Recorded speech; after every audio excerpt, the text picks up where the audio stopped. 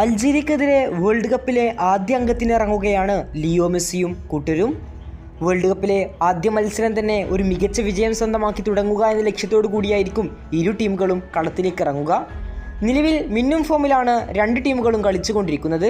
അൾജീരിയ ആയാലും അർജന്റീനയായാലും സമീപകാലത്ത് മിന്നും ഫോമിലൂടെയാണ് കളിക്കുന്നത്. നായകൻ ലിയണൽ മെസ്സിയിൽ വലിയ പ്രതീക്ഷ അർപ്പിച്ച് തന്നെയായിരിക്കും അർജന്റീന ഇന്നും കളത്തിലേക്ക് ഇറങ്ങുക. സ്കലോണിയുടെ പദ്ധതികൾ ആവിഷ്കരിക്കാൻ ടീമിന്റെ ഫസ്റ്റ് 11-ൽ തന്നെ സൂപ്പർ താരമായ ലിയോയുണ്ടാകും.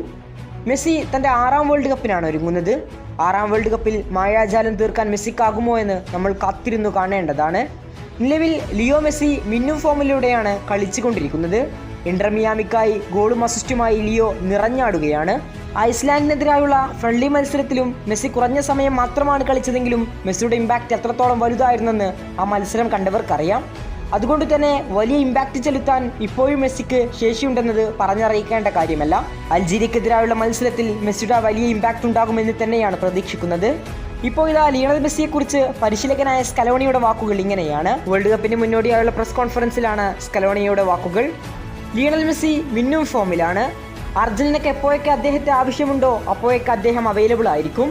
അത് ഏറ്റവും നല്ല കാര്യമാണ്. നാളത്തെ മത്സരത്തിൽ അദ്ദേഹവും ഉണ്ടാകും. മെസ്സി റെഡിയാണ്.